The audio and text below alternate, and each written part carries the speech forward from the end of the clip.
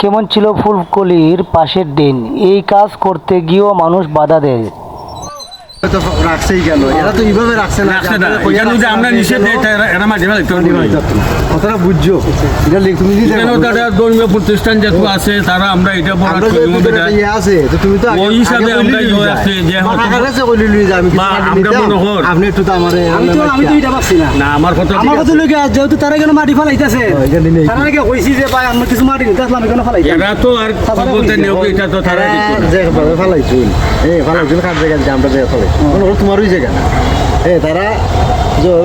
এখান থেকে তারা আর নেওয়ার ইয়া নাই বা আমার জায়গা ফেলাইছুন মানে এটা এটা তোমার হয়ে গেছে, এটা নেওয়ার অধিকার নাই। যদি একক সম্পত্তি ব্যক্তিগত কি জন্য আসবেন এখানে তো আমরা একটা এখানে আমরা মারিব